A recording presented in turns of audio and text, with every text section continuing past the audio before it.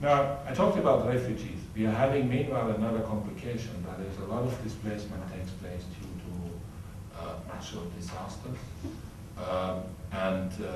We have another discussion, since you hear this probably in the media, I should maybe explain it. You have sometimes you have a lot of discussion about climate change and the following phenomena. Every time the weather is unusual, you hear about climate change. But of course, there is a reality as well. There is a changing of climate and impacts in certain areas. And you have two debates about that. One is, what are the causes leading to the climate change? This is actually the dominant debate, more about what causes it. You know, are you supposed to drive more cars, less cars, or take a plane, don't take a plane, feel good about it, bad about it? This is one debate. But the more, for us, more interesting and still a little bit not so prominent debate is the humanitarian impact of climate change in various forms. Now, sometimes you hear the term climate refugees, as if there were now millions, and you heard these media things. You know, due to all these problems with climate change and floods and I don't know what, millions of people.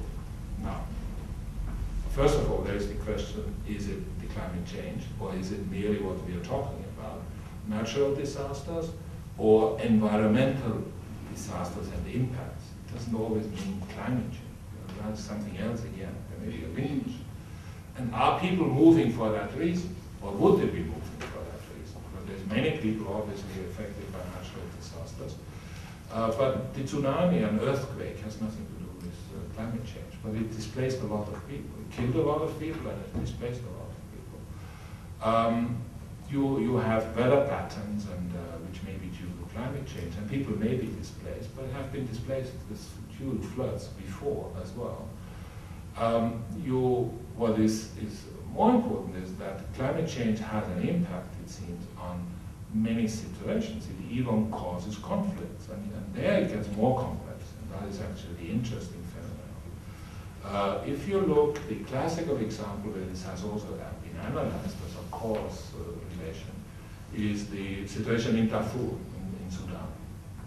On the surface of it, it looks like a classic political conflict between the ruling class at the center of Sudan, Arab-dominated, against the African-dominated population in Darfur.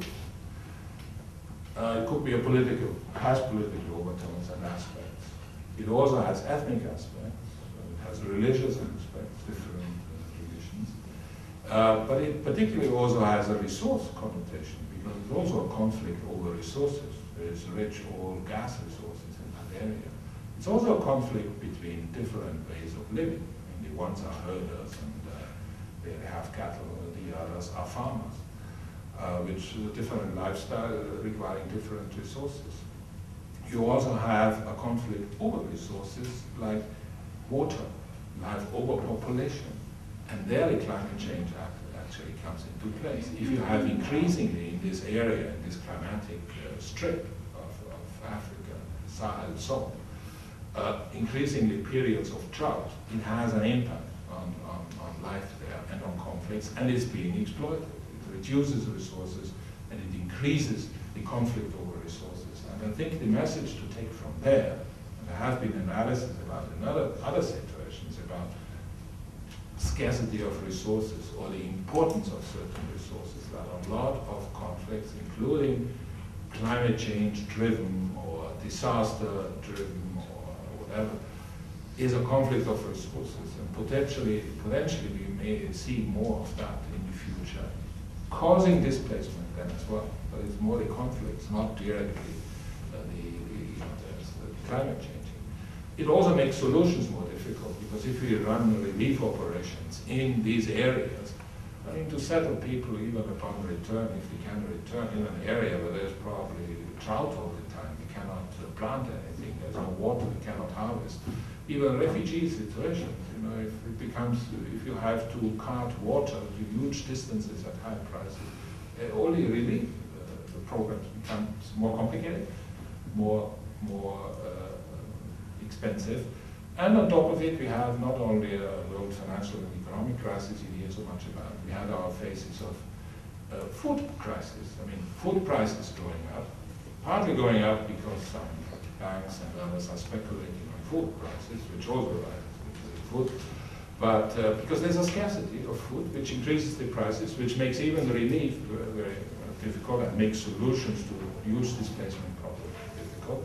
And if displacement problems are not solved, if people can, they will keep moving. So they will move on as far as they can.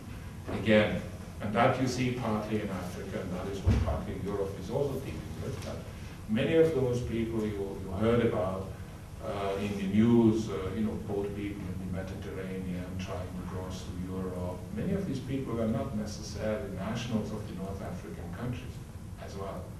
Many of them were people who were in transit there, who had been from actually sub-Saharan countries, who had been displaced either due to conflict or due to economic disasters. Many of these economies are monocultural economies, just cocoa or just one product. If that one, the world price falls, many people lose their income. And these people started moving, and many of these people then arrive in the north and try to go also to Europe. So you see these impacts as well in that context. And the answers are, we don't have a convention on dealing with what climate refugees, not anyway. Environmental refugees, not either. There's only the general human rights system being in place, and there's certain groups where you ask, where the question indeed arises, what status, what rights do they have? But that can happen in a simple situation like we had in Myanmar a few years ago, 2 years ago. Sudden huge floods, and people run to where they can run, and some within the country and some run to a neighboring country. Now they were not fleeing from a political conflict, they were not fleeing from persecution, they were not normal international migrants. There's a convention on the status of labor migrants, no. But they're human beings, they have human rights, they are not in their own country, but what is their status in the country where they are? They are not visitors, they are not tourists. Who has which obligations vis-a-vis them? And there's even, I think the easiest is the international community as UN and other relief organizations organizing themselves to respond. But from a legal status, it's not that simple what rights these people have in the other country. As refugees, that's defined. They are refugees. So there is a legal gap there, but we should be careful not to say now we need a convention on climate change refugees, because this, as I explained, is very complicated. Now, if we talk about those big problems, actually the European scene is almost small, I would say, and but it's quite unique and insofar quite interesting. I will come to the numbers later, but maybe I should say at least one now so that when I repeat it, it stays in your mind. You see, if you talk about, because you hear in Hungary probably as well, and in Europe, all these large numbers of asylum seekers, and of course there's all these illegal immigrants, which are so exerting such a pressure on the borders and so on. Now what are we talking about? Actually, since the 80s, Europe hasn't had as low a number of asylum seekers as we have now per year. And as I said, I will repeat the problem later again, but let's say in 2009, the EU countries at the time had some 220,000 asylum seekers. It's a little bit higher now. 220,000 was exactly about the number of people that had arrived out of the Zimbabwe situation and problems in South Africa alone in the same year. Now, last year, UNHCR was just publishing recently figures on actually how I can read that from the Institute here, a copy here, of the number of asylum seekers in 44, globally, 44 industrialized countries. It is 441,000 of them. Now, this sounds like a lot, but we're talking about 44 countries, so there's also the US, Australia, Japan, and of course all European countries. In Europe, 38 countries together, 327,000 asylum claims. Now, this doesn't even deduct yet double, triple claims, which I'll explain later how that can happen. So it's not actually so many people. This is just registered claims. Now, 450,000, that is not even 450,000, but the largest refugee camp in this world in Dadaab, in northern Kenya, the Somali refugees, has a population of 450,000. One camp. So I think Europe is not that overtaxed, and Europe has tools, and Europe has procedures, but maybe partly that is the problem. Sometimes procedures can be a problem. So what's so unique about Europe? And I think we have a unique situation here, which is, and we shouldn't forget that the world is actually watching Europe, what Europe does with migrants, what Europe does in human rights standards, what Europe does with refugees, and that also should not be forgotten. Now, it is unique insofar as the EU has built itself actually what is called by the lawyers an asylum acquis the last 12, 15 years.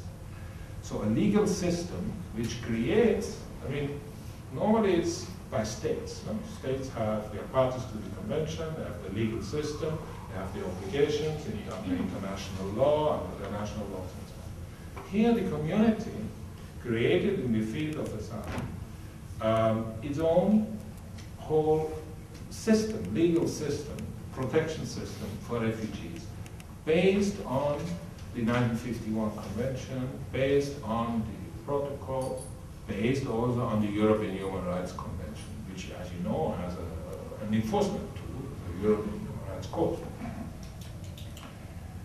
Now, the EU decided